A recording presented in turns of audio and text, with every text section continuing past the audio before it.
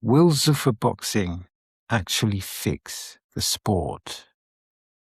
Will it fix the sport of boxing?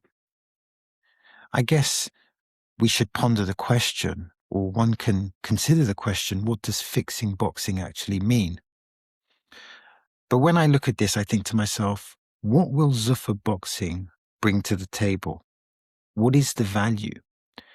Obviously, Zuffa Boxing is associated with Dana White. And Dana White is a name, it's a name of credibility.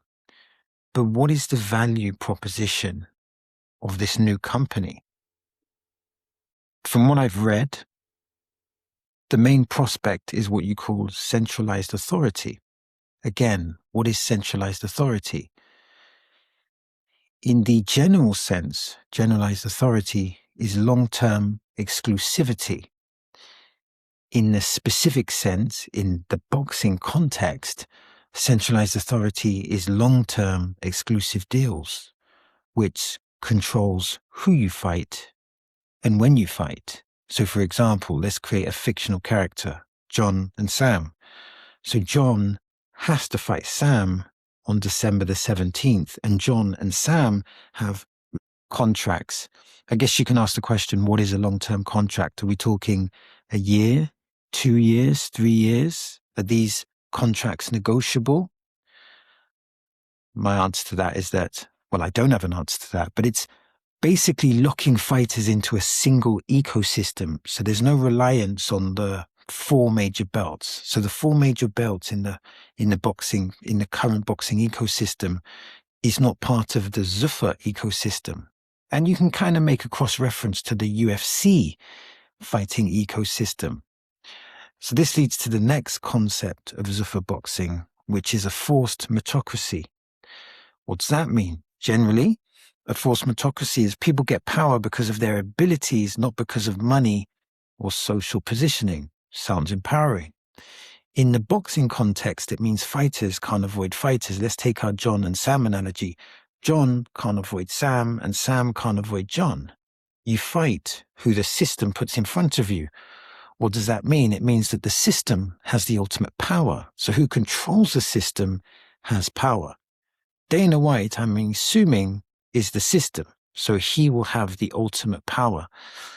What's the domino effect? The domino effect under this system is that you don't get protected records. In this landscape, to use figurative language, protected records are disbanded. Wins move you up the ladder, losses make you fall down the ladder. And we all know in boxing, undefeated records are massive currency. And traditional boxing, if you look at the context of traditional boxing, there are stars that control the sport. The name Canelo comes to mind. And when he was boxing professionally, Floyd Mayweather. You know, you have these boxers that have massive leverage. But under the Zuffa ecosystem, the brand controls the stars as opposed to the boxing stars controlling the brand. What this means in the ideal proposition is that fans tune in for the events, not just for the names. And again, this reflects the UFC ecosystem. Some people may disagree with that premise, but that's my understanding of what they're trying to achieve. So this boxing ecosystem makes boxers replaceable. What does that mean? It means that if a boxer pulls out of a card, their card doesn't collapse. This is interesting. Do you prefer the focus to be on the event, or do you prefer the focus to be on particular fighters? And I guess what we have here is what you call a simplified approach. It's a simplified approach by the design. In today's market of boxing, one could make quite a compelling argument that boxing has a confusing infrastructure. And you might say, what do you mean boxing has a confusing infrastructure? Well, you have multiple champions, WBC, WBA, WBO, etc. You have franchise belts, you have various sanctioning bodies. This is confusing, and it's actually hard to negotiate because there's so much conflict of interest. So this confusing infrastructure can stop certain fights from happening. But under the Zuffa approach, or under the Zuffa ecosystem or infrastructure, there's one champion, one ranking, and there's clear paths to titles. So if Tom is the champion, you got to beat Tom to be the champion. And if you're number one, you will be fighting Tom, etc. So this would change the infrastructure of boxing. It would change the mechanics of boxing. So under the Zuffa Empire, there's just one champion. And I think that's what the public want. I think the public like the idea of there being one champion. So in a sense, and is this a good thing or bad thing? I don't know. The system, when we take this system, the Zuffa system, eliminates boxing power because the system chooses who you fight, not the boxer. Think of Floyd Mayweather. Floyd Mayweather determines who he fought. It wasn't the system that determines who he fights. But this is different. The system will be the power. Who should have the power? Should the boxer have the power? Should the system have the power? Or should it be a collaboration? Titles and pay are system controlled. What does that mean? Does that mean boxers will get less pay? Does that mean, because if you look at boxing currently, you have boxers that get loads of money and then the rest, they get hardly anything. Does that mean there'll be more of an equal pay structure across the board? In that sense, that sounds empowering. Or does it mean that everyone will just not get paid very well? Again, it's the implementation, not the theoretical proposition, that's important. And I guess under this system, star power gets flattened. What do you mean by that? It means that there's less superstars, less ability to wait for big paydays. Will this affect the marketing machine? Maybe. If you look at, again, Floyd Mayweather, his whole career was based on the marketing. Well, not his whole career, but part of his career was the marketing machine. And if you look at the Zuffa system or the idea, it's this concept of long-term contracts. What is the impact of long-term contracts? It could be limited negotiation leverage, limited exit options, and no bidding wars.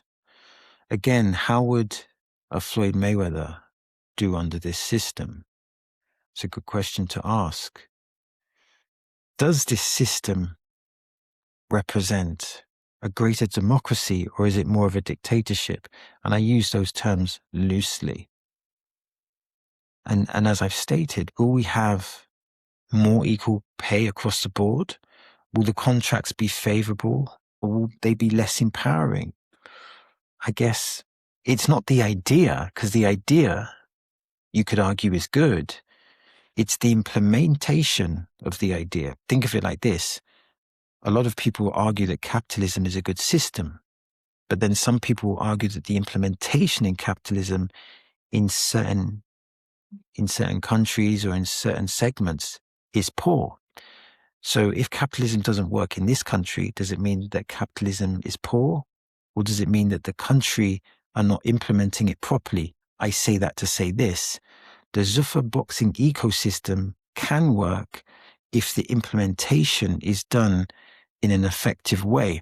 And when we say in an effective way, we ask effective for who? Effective for the system, effective for the boxer, effective for the fans.